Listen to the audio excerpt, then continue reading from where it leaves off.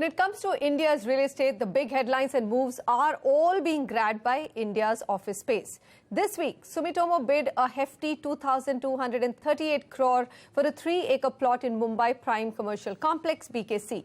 Now, if the deal goes through, the Japanese company will be paying 745 crore per acre, making this the largest land per acre deal in India's real estate history. In the same Bandra Kurla complex, though, Blackstone, the American PE firm, acquired One BKC, one of the most desirable office complexes in that area, 100% leased out for a very compelling reported value of 2,500 crore rupees, making it one of the largest deals in country's office space. And foreign funds, we believe, are hungry for more. What are the opportunities which this latest liquidity crunch amongst developers could throw up, and who will be the winners in 2019? Let's grab some insights into the deal street today with our panelists. We have with us Anshuman Magazine, Chairman and CEO of India, Southeast Asia, Middle East and Africa, CBRE. We also have with us Vinod Rohira, MD and CEO, Commercial Real Estate and REIT, K. Raheja Corp. Gagan Randev, National Director, Capital Markets and Investment Services, Colliers International India and member of RICS, and Sharad Mittal, CEO of Motilal Oswal Real Estate. Gentlemen, thank you very much for joining me. And I think I'm going to go to Vinod Rohira. He's close to that deal. So, Vinod, BKC land bid by Sumitomo, that's a historical new high. I mean, do you believe, is this one-off? I mean, a company like you, Raheja, what is your own takeaway in terms of this pricing? So every time you see a new benchmark of value, that time you start to wonder and think how this value is going to pan out. But I think what message this is giving in the mid to the long term is that large CBDs are now becoming far more mature and established as markets, and the future trend seems to suggest that these will become even more stronger locations for global companies to want to set up shop and put up their offices. So in that sense, the pricing today doesn't add up for the rentals that we see today, touching 300 and 325 on an average for BKC. These will pull rentals of 350 and 400 for them to start making sense 2, 3, 4 years down the road. But that really suggests that you are seeing a lot of infrastructure that's coming into BKC, and that's really going to make a difference. And globally, companies are looking at really prime commercial real estate for CBD offices, and Bombay is the chosen center, and that is kind of getting stronger as we're seeing a lot of strong demand for CBD office. All right. So you're saying prime CBD areas, a new historical high, corporates are willing to invest in it with a future payout, 3 to 4 years. They're taking a bet which is futuristic by 3 to 4 years. Anshuman Magazine, I mean, is this a limited one-off deal for a CBD which is that mouth-watering like Bandra Kurla? Or do you believe that in India's top 7 cities, there could be more land deals going forward in 2019, which could probably attract valuations which are not in sync with today's rentals? Actually, the fact is BKC is an exception. I mean, there's no other BKC in India. Certainly there are CBDs in Bangalore, Chennai, Hyderabad, and there would be maybe some opportunities to someone to bid for land, although there's limited land available. But I would still consider BKC as an exception. It is Mumbai. It is, it's got that big Reliance project coming in. It's got some A-grade buildings. The residential has started coming in BKC. Retail, F&B, which was not absent in the past, has come in. So BKC is certainly an exception. All right. Gagan Randev, in the same week, we've had another deal. And now this one seems to be a great value for the acquirer, which is Blackstone. Radius was forced to sell because India Bulls needed to recover its money, 2,500 crore rupees for a fully built, fully leased out, absolutely crown in the jewel sort of building in that area. One BKC is pretty much iconic in that CBD. Here is a PE fund which has actually acquired value in an distressed situation at probably a lower value than it could have in another time. So how do you see this market? It's completely contradictory to me. So just as a correction, I think it's 50% stake that they've acquired, which actually values the building at about 5,000 crores. Right. Yes. And knowing the parties involved, I'm sure, I don't know how much distress would be there. We don't know the exact cap rates at this point of time, but I'm sure it's a very finely priced transaction at that. Just to add on the previous point, when you talked about the land valuation which happened at One BKC, I'd also like to tell you, remind people that there have been 2 recent extremely high valuation deals even in the NCR market. So last year, if we remember, Godrej Properties acquiring Heroes 50% stake in the FSI. I think we don't know the exact figure, but you understand from market sources that it was priced at almost 15,000 rupees per square foot. Similarly, the Heinz, investment was also expensive. Now, all these are presupposing that rentals there are going to go at 250 rupees for them to make any sort of IRRs. So clearly, I think there's an expectation that for grade A office, for which there is a limited supply, unfortunately, in the market, you are going to see rentals going up, and there is a shift which is happening. So, in fact, if you see the kind of tenants who are there, even in Cyberpark, the kind of people moving, Bank of America, for instance, has taken 500,000 square feet and moving to a higher rental location, simply because, one, they believe that location is going to be key, and the kind of facilities that are on offer are going to be the differentiator. So we see this trend continuing, at least for now. All right. I'm just looking at some of the data that Colliers has collated for us. We've got Blackstone, Warburg Pincus. I mean, I'm just looking at some of the last 3-year deals, the biggest ones. You've got, of course, Blackstone, Brookfield, Mapletree, GIC, again Brookfield with Hiranandani Group, and then CP, PIB.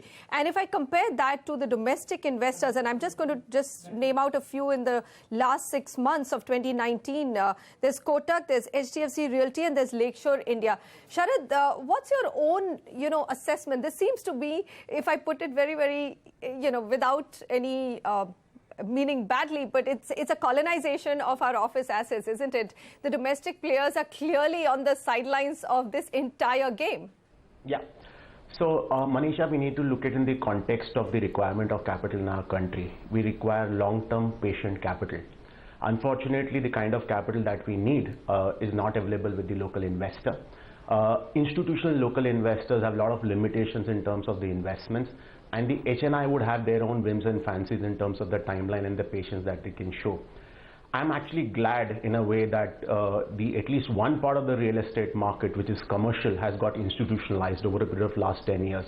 A lot of credit would go to the institutional investors who have brought in discipline and governance with a lot of these developers. And I think we need to look at it from a perspective, from a long term, that these places helps create jobs, creates infrastructure, and that's what is needed. End of the day, we are net, if we require kind of capital to develop our country, we would need to look outside India. So I look at it in a positive way. I'm hoping that over a period of time, there would be similar kind of interest would come towards the residential real estate as well. All right. As market is going through serious consolidation and challenges. In fact, I will come to residential a little bit later because that's where we need all the money. But going back to Vinod Rohira, Vinod, I mean, everybody can see the stress in the developer community. And more often than not, the first off the block is the best office asset in their portfolio because they have takers. In 2019, do you believe that there are likely to be many more deals like the Radius one? So if there are grade A marquee assets in someone's basket and they're under stress because of a little bit of inefficient financial prudence, you will see those marquee assets coming to market. And commercial assets are being lapped up really quickly because there are a whole lot of new funds besides the old and established players who are very keen to make a position for themselves, which is why you're seeing these kind of valuations. So there will be takers for any grade A asset that might come up in any micro market that's established in the commercial space. So certainly you will see a lot of transactions if anything gets thrown out to be sold in this marketplace, for sure. Would you yourself, as a grade A office developer, are you looking out for some of these assets, or are they all going to go into the coffers of some of these big PE funds? No. So we're certainly looking at assets which fall into the framework of what we like to do as a commercial business, and we're certainly in the marketplace to buy. All right. Gagan Randev, just look at, now you said, look, everyone's betting on the future, whether it's a Heinz or a One BKC or even the land deal which has happened. I'm looking at India's cycle right now and looking at the occupiers. I mean, Indian economy doesn't look very strong. So all bets are on the occupiers, which are international as well, isn't it? Absolutely. So anything happens to the international economy, I mean, that 3 to 5% growth that you're seeing in rentals goes off the balance sheet. What happens? So you're absolutely right. So if you take 2018, 50 million square feet was the leasing which happened across the top 7 cities in the country, and which was a growth of about 17%. Whereas if you look at the rental growth in terms of per square foot, that only increased by 2.5%.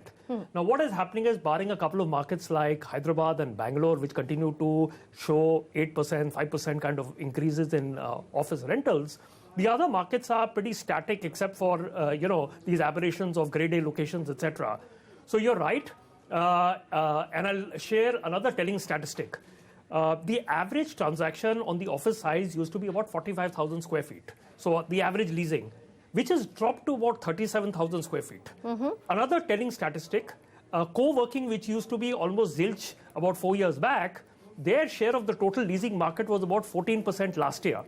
So there is a big move happening, and people are becoming, when it comes to their projections, they are becoming strategic. Their average leasing space size is reducing, and they are investing in taking seats in some of the co-working options. Which are probably more economical. Which would also give them the flexibility that they are going to be much more dynamic. Tomorrow, if you need to reduce the seats, you need to expand the seats, and that is a trend which is catching on. Okay, so Anshuman Magazine, it seems, and real estate is cyclical. I mean, we are seeing a downside on residential. There will be a time, right now there's not enough grade A office supply, but there will be a time where there will be enough, and therefore you will see further rental pressure. How long will this party last? I mean, is 2019 the big year for any of these foreign funds to grab the best assets? What is it? The fact is, the office market in India has been too good for last 5 years. And sometimes I am also concerned that, how long is it going to last, because like last year's 47 million, 35, almost 40 million per annum is being absorbed. But the fact is, if the global economies were to slow down, yes, one end it can have an impact. But the flip side is, if the global economies slow down, the corporates would have to cut down costs. They'll have to. So India might actually India become may better. benefit from it. So it is very difficult to forecast, because most of the offshoring, besides the scale, is also cost arbitrage. And we are seeing more and more companies, as India has established, it is the best established back-end office, services country in the world. And today, and it's not only, like I mentioned, cost arbitrage, it's also the skills. The manpower is there. When I look at the region, there's no other country which has the scale of manpower. Of course, there are challenges in getting good quality people in India also.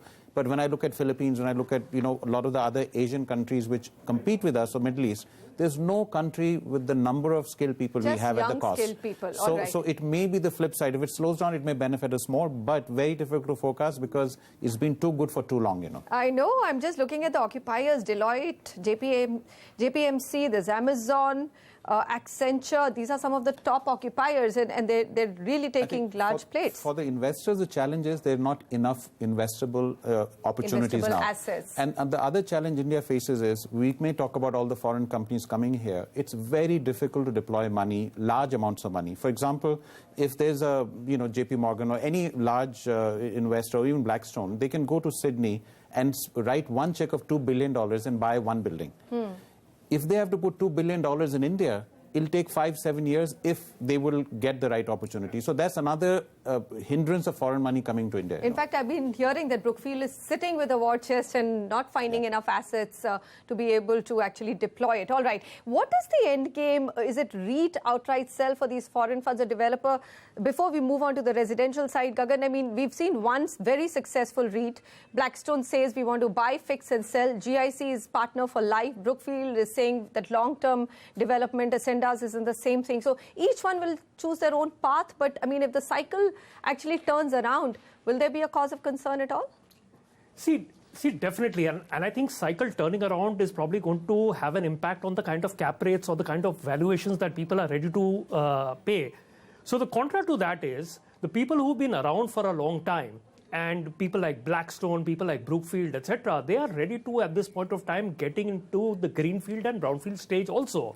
So the real money to be made is not by buying an asset at a 6.5%, 7% or 8% cap rate. But they will have to get into development from scratch. And that is how you maximize your IRRs, by getting into development, and which is what a lot of people are ready to do. So they're ready to get into that. They're also ready to get into, in order to get 100, 150 basis points bump, also look at forward purchases. So somebody else doing the development for you, but you agree you get the money. that... All right, we'll have to take a break, gentlemen. I've been been asked to do that. We've got little time left. We definitely also want to look at residential, but we'll come back. Stay with us. Money is needed where it's desperately needed by India's residential real estate sector. Can the big foreign money flow into it? What is the kind of climate or legal regulation changes that we will require for that to happen? Stay with us.